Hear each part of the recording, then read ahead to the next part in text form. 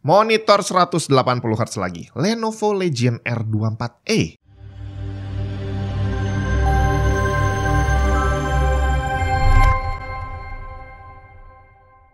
Halo, saya Jun.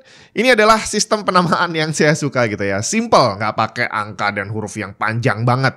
Kenapa nggak semua monitor bikin namanya yang simple-simple kayak gini? Nggak tahu. Atau mungkin karena produknya banyak banget, jadi akhirnya kombinasi namanya harus panjang dan bervariasi. Nggak tahu juga, tapi yang pasti R24E, G24i itu adalah sistem penamaan yang ya saya suka sih dari sebuah monitor. Lenovo Legion R24E, harga pasarannya saat video ini dibuat sekitar 1,7 jutaan. Lebih mahal dibandingin Xiaomi G24i yang hanya 1,4 juta. Tinggal dengan selisih harga yang seperti itu, gimana perbedaannya? Apakah sebegitu banyaknya? Soalnya kemarin Xiaomi terdengar bagus-bagus aja loh ya. Oh ya, sebagai tambahan informasi dulu, hari ini akan ada satu parameter baru yang saya masukkan ke dalam pengujian monitor.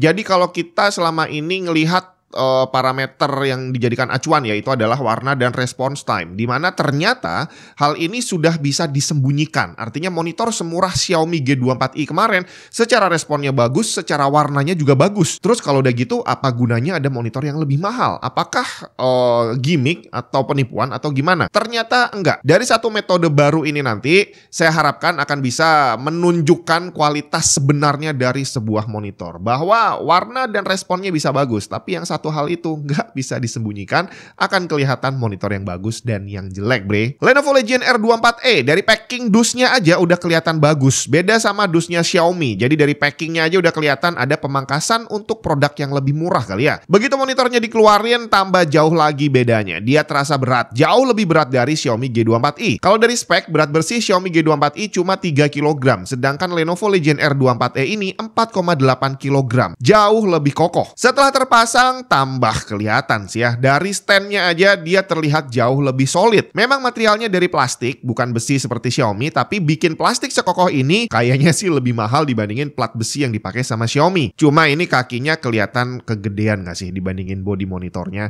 Cuma ya gara-gara ini jadi kokoh banget, bre. Udah gitu desain ergonomisnya cukup lengkap, bisa tilt, swivel, dan height adjustment. Nggak bisa pivot. Dan ini udah jauh lebih bagus dari Xiaomi yang cuma bisa tilt aja. Jadi untuk build quality selisih 300 ribuannya sudah terbayar hanya dari desainnya yang kokoh banget. Untuk layarnya terlihat manis dengan bezel tipis di ketiga sisi. Sayangnya pengaturan OSD masih menggunakan tombol yang cukup bikin sulit untuk orang yang harus rajin ganti-ganti setting monitor seperti saya. Monitornya terlihat tebal dengan lubang ventilasi di bagian atas yang berarti harusnya lebih bagus dalam pembuangan panas. Connectivity-nya satu HDMI 2.1, satu DisplayPort 1.4, dan satu audio jack. Kedua portnya HDMI dan DisplayPort bisa menjalankan monitor ini di resolusi dan refresh rate maksimal. Lenovo Legion R24E ini menggunakan panel IPS dengan ukuran 23,8 inci, resolusi maksimum 1080p, refresh rate 180Hz, 300 nits maximum brightness dengan kontras rasio 10:1, response time tertulis komplit sih ya, 0,5 milisecond MPRT, 1 milisecond extreme mode, dan 5 milisecond normal mode. Color gamut 99% sRGB. Sekarang kita lihat aktual performance-nya. Color gamut monitor ini tertulis 99% sRGB di speknya, tapi ternyata dia sanggup sampai 140%.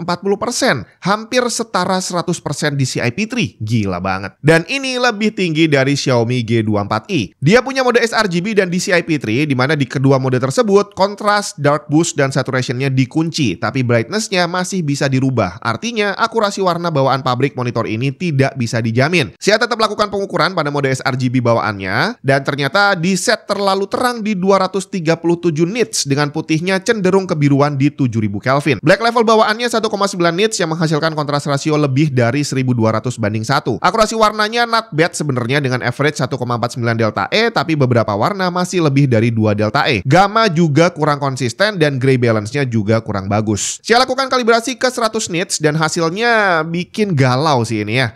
Putihnya memang bisa dibawa ke natural 6500 Kelvin, tapi blacknya stuck di 1,3 nits. Hasilnya adalah kontras rasio yang turun ke 726:1. Walaupun akurasi warnanya jadi jauh lebih bagus, gamma juga jadi jauh lebih konsisten di 2,2 dan gray balance-nya juga jauh lebih bagus dari sebelumnya. Tapi tadi kontras rasionya yang jadi parah bre. Maximum brightness terukur 285 nits pada mode SDR. Sayangnya mode HDR-nya nggak jelas nih ya, karena malah jadi lebih redup dengan maximum brightness setelah didorong software cuma sanggup 170 nits. Udah jelas banget range kontrasnya nggak akan bagus dengan brightness segitu. Uniformity monitor ini juga kurang bagus. Untuk brightness dan kontras 32% area yang ngumpul di sisi ujung kanan melebihi batas toleransi, lebih dari 4 delta C. Sisanya juga nggak spesial karena 36% area lebih dari 2 delta C tapi masih masuk toleransi. Yang bener-bener bagus under 2 delta C cuma sekitar 36% area aja. Sedangkan keseragaman warna juga tidak terlihat bagus dengan lebih dari setengah area di sisi kiri, kanan, dan bawah punya deviasi lebih dari 4 delta E di luar batas toleransi. Hanya area tengah aja yang uniformity-nya bagus, itu pun hanya 32% dan itu masih lebih dari 2 delta E. Kemudian response time, Lenovo Legion R24E ini punya 5 mode overdrive, off, level 1, 2, 3, dan 4. Tanpa overdrive tercatat respons tercepat 3,2 milisecond dengan average 6,5 milisecond tanpa ada overshoot. Not bad sebenarnya. Naik ke level 1 kondisinya tidak banyak berubah, peningkatannya dikit banget yang berarti secara visual harusnya juga hampir sama. Level 2 meningkatnya sedikit bisa dirasakan dengan respons tercepat jadi 2,6 milisecond dan average jadi 5,3 dan masih tanpa overshoot. Level 3 agak bikin galau, respons tercepat dan average-nya memang nambah cepat tapi di kondisi lain malah jadi lebih jelek dari sebelumnya, termasuk overshoot yang mulai muncul dengan persentase lebih dari 36% dengan error terparah 38 RGB. Level 4 seperti biasa nggak usah dibahas karena jadi ancur banget. Secara visual, overdrive off dan level 1 memang bener-bener hampir nggak ada bedanya, ghosting masih nampak walaupun tidak mengganggu. Level 2, ghosting terlihat semakin berkurang tanpa adanya inverse ghosting, sedangkan di level 3, ghostingnya memang semakin hilang tapi terganti dengan inverse ghosting yang mulai terlihat di UFO paling bawah. Terakhir level 4 ini nggak usah dibahas karena inverse ghostingnya udah muncul dan mengganggu di semua kondisi. Jadi untuk setting overdrive silahkan gunakan level 2 atau 3. Cuma kalau di level 3 kamu ngerasain bayangan putih yang cukup mengganggu, turunin ke level 2 nggak masalah. Oh ya, untuk ICC profile dan setting monitornya bisa kamu cek di deskripsi, tapi ingat, dia tidak bisa menggantikan proses kalibrasi. Nah, sekarang kita masuk ke metode pengujian baru. Di sini yang akan saya ukur adalah flickernya, di mana ini ada sedikit hubungan dengan response time. Lebih lengkapnya akan kita bahas di video yang terpisah, tapi singkatnya kalau kita bicara tentang response time, itu ada dua jenis yang sering kita dengar. MPRT, Motion Picture Response Time, dan Gray to Gray, GTG. Ini namanya ngambil dari nama channel saya, jadi kayaknya saya harus nuntut mereka kali ya.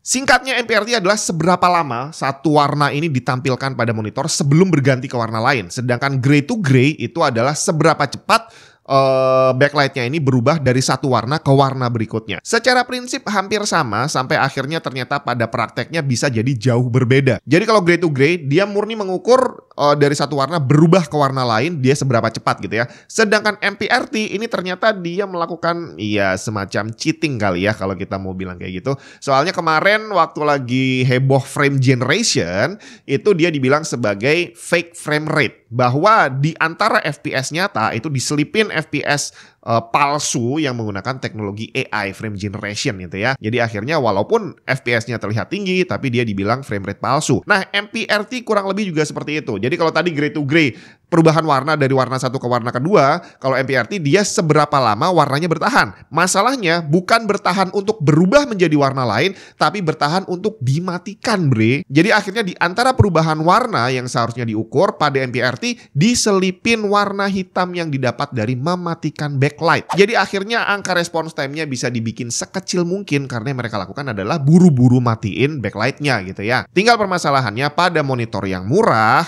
mekanisme ini tadi nyala matinya itu juga nggak bagus, bre. Dan nyala mati ini itu lebih parah dari flicker. Flicker itu adalah perubahan brightness yang cukup cepat terjadi dan kita nggak bisa sadar itu ada gitu ya. Sedangkan strobing itu bukan lagi perbedaan brightness tapi on off, bener-bener nyala dan mati. Dan itu untuk orang-orang yang sensitif bisa bikin pusing, bisa bikin mual. Jadi strobing namanya itu ya. Strobing itu hampir sama kalau kita di jalan terus ketemu mobil yang ada wuk wuk wuk, ada lampunya, lampu strobo namanya, itu kan nyala dan mati. Itu juga bikin pusing. Jadi bukan hanya monitor, di jalan pun kalau kita ngelihat ada lampu strobing, pasti pusing juga, ya kan? Nah, monitor ini Lenovo Legion R24E, dia di speknya tadi tertulis 0,5 milisecond MPRT. Di OSD settingnya itu ada pilihan MPRT tapi nggak bisa dipilih. Saya nggak bisa menonaktifkan dan tidak bisa mengaktifkannya. Nggak bisa di-on-kan, nggak bisa di-off-kan. Sedangkan untuk monitor yang biasanya ada MPRT-nya, monitor yang lebih mahal, itu dia harus ada opsi yang bisa di-on-kan, bisa di-off-kan. Soalnya tadi nggak semua orang bisa nyaman untuk melihat monitor yang strobingnya aktif gitu ya. Jadi harus bisa dimatikan. Masalahnya di monitor ini nggak bisa dipilih bre. Jadi apakah dia aktif atau nggak aktif? Inilah yang saya ukur. Kalau dilihat dari grafik pengukuran ini, garis ke bawah itu adalah momen di saat backlight-nya dimatiin. Dan ini sekali lagi tidak bisa dinonaktifkan di monitor ini karena opsi MPRT-nya nggak bisa dipilih. Kalau di zoom kurang lebih kayak gini. Ini artinya dalam setiap 100 milisecond dia strobing 3 kali. Berarti dalam waktu 1 detik dia strobing 30 kali. Jadi frekuensi strobingnya 30 Hz. Dan yang bikin tambah parah adalah jarak antara garis panjang yang satu dan berikutnya tidak seragam. Dengan intensitas penurunan brightness yang juga tidak seragam. Dan ini kalau diukur deviasi brightness-nya hampir 60% dengan tadi frekuensi hanya 30 Hz. Ini kalau dilihat sama orang yang sensitif bisa bikin pusing bre. Ini bukan ngarang karena memang ada standar kesehatan yang menyatakan berapa batasan strobing untuk sebuah LED light gitu ya. Di salah satunya disebutkan bahwa untuk frekuensi strobing di bawah 120 Hz itu batas deviasinya hanya boleh 10%.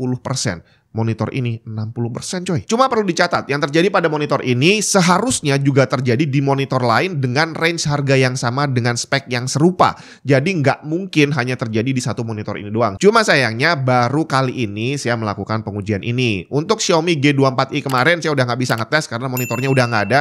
Cuma kemungkinan sih ya dia lebih parah dari si Legion ini. Kenapa? Soalnya waktu kemarin saya ngetes response time-nya itu muncul warning bahwa monitornya strobing. Dan waktu itu sempat terkendala karena kalau ada strobing itu alatnya nggak bisa tuh ngukur GTG. Jadi strobingnya harus dimatikan dulu atau ada cara lain untuk mengatasinya.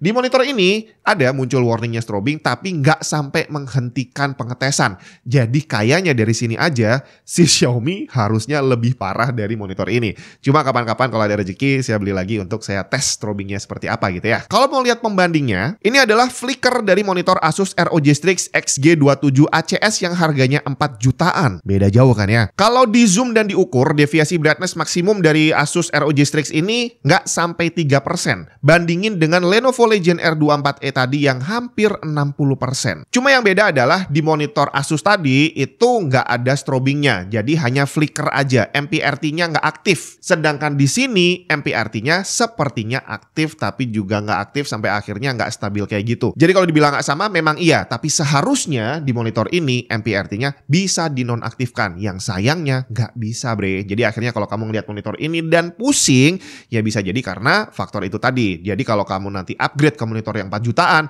mungkin pusingnya bisa hilang waktu ngeliat monitornya, tapi pusing mikirin harganya.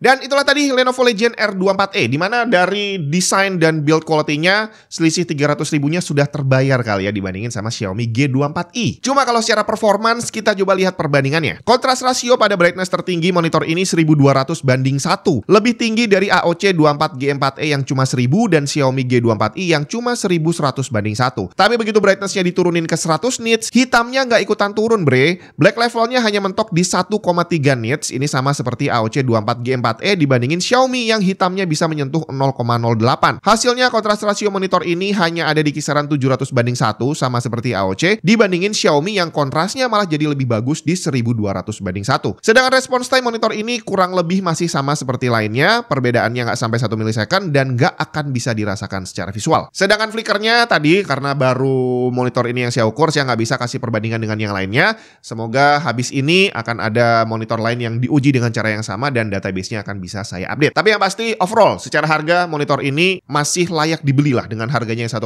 jutaan dibandingin Xiaomi yang 1,4. Artinya kalau dananya terbatas beli Xiaomi silakan aja, tapi kalau ada dana lebih beli ini juga nggak rugi bre. Garansinya juga sama-sama 3 tahun.